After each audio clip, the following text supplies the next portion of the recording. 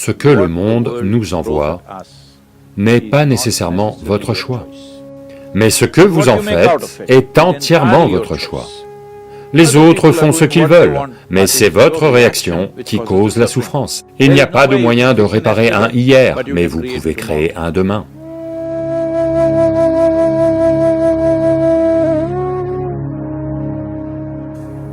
Namaskaram Sadhguru. J'ai une amie d'enfance qui a grandi dans un environnement familial très difficile. Ses parents avaient une relation très étrange, ce qui fait qu'elle a grandi au milieu de bagarres constantes, avec un manque d'amour. Donc au fil des années, je l'ai vue grandir et devenir une personne très réservée. Elle ne croit pas à l'amour, elle ne croit pas au pouvoir des relations.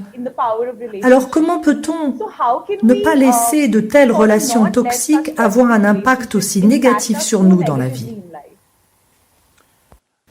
Voyez, tout le monde trouve une certaine excuse pour ses propres misères. Mes parents étaient comme ça, donc je suis comme ça. Eh bien, cela est irréparable parce qu'on ne peut pas changer vos parents maintenant, d'accord? Allô? Peut-on les changer maintenant?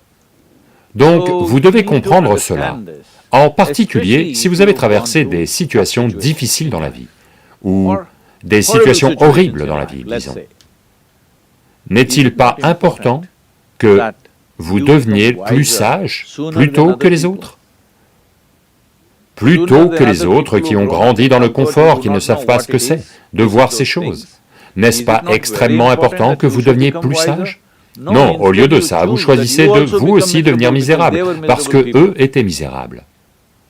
Donc comprenons au moins cela. Vous avez une intelligence pour percevoir que eux vivent mal.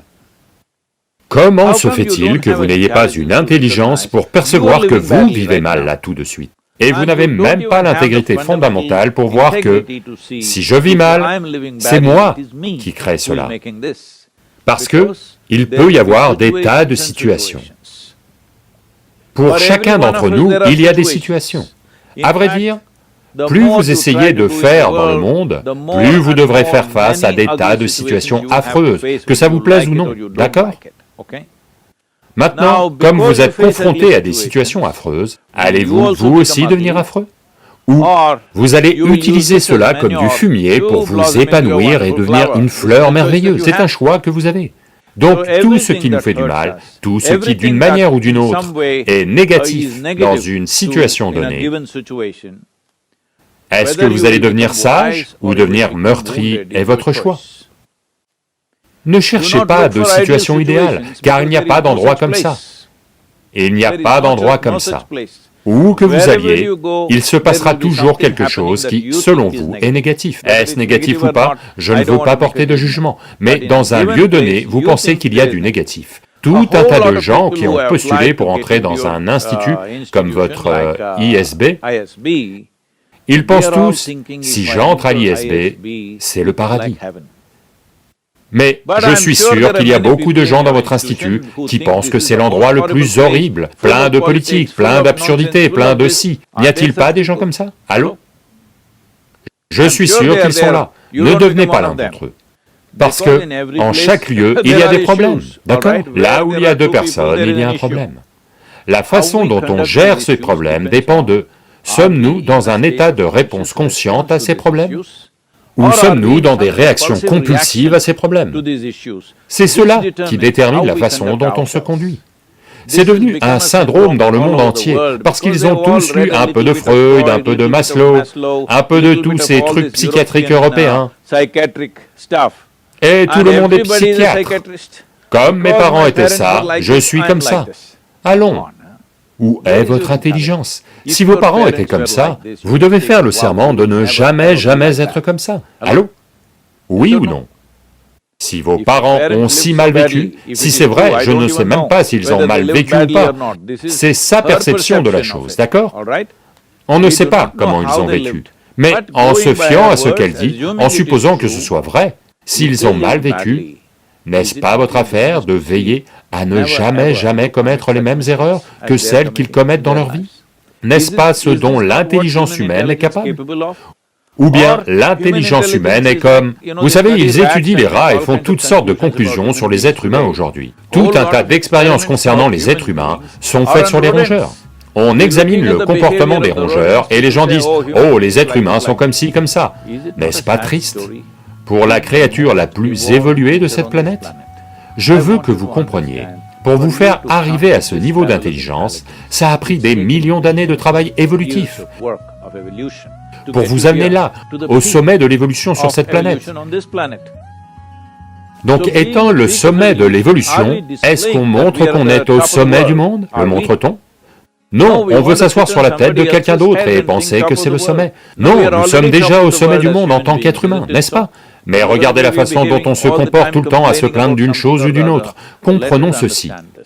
Ce que le monde nous envoie n'est pas nécessairement votre choix.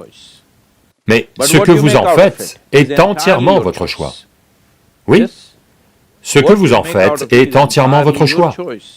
Votre expérience de la vie, vous devez au moins en arriver là, chacun d'entre vous, les jeunes, si vous voulez que votre potentiel s'épanouisse dans le monde, une chose importante que vous devez régler dans votre vie, c'est votre expérience de la vie, que ce soit la paix ou l'agitation, que ce soit la joie ou le malheur, la félicité ou, vous savez, la souffrance.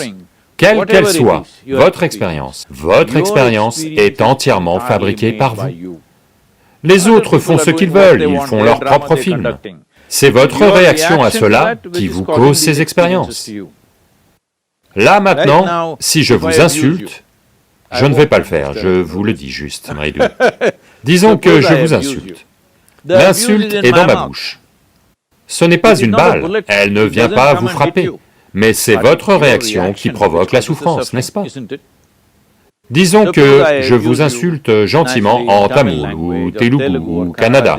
Ce type va comprendre. Ça, c'est un problème. Mais si je vous insulte dans une langue que vous ne comprenez pas, avec un visage souriant, vous allez penser que je vous dis des choses gentilles, n'est-ce pas? Et vous allez me répondre gentiment. Donc, je vous le dis, votre expérience de ce qui vous arrive, là, tout de suite, est à 100% déterminée par vous. L'expérience humaine a lieu de l'intérieur, pas de l'extérieur. Il y a des influences extérieures. Jusqu'où nous leur permettons de nous affecter, à moins que ce soit des situations physiques. Vous êtes dans une zone de guerre, quelqu'un vous tire dessus, c'est une autre affaire, d'accord? Cela doit être géré autrement. Même là, une réponse consciente vous donnera une meilleure chance de survie que des réactions sauvages. Donc, le privilège d'être un être humain, c'est cela, que nous avons une intelligence pour déterminer ce que notre expérience de la vie devrait être. Les autres créatures sont dans des réactions naturelles, instinctives, compulsives. Nous sommes censés être au-dessus de ça, mais la plupart des êtres humains essaient de réfuter cela, et eux aussi sont dans un état de réaction compulsive. Et par-dessus tout, les parents. Eh bien, ils vivent de la manière qu'ils connaissent le mieux, n'est-ce pas? S'ils avaient su faire mieux, ils auraient fait mieux. Ils font de leur mieux. Eh bien, ils vous ont donné naissance, ce qui est phénoménal.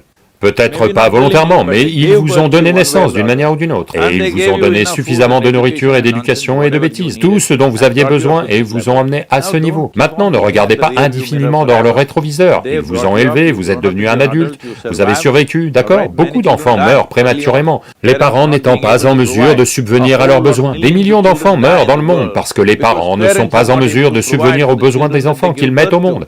Ils vous ont élevé, vous avez grandi, vous êtes dans le rétroviseur.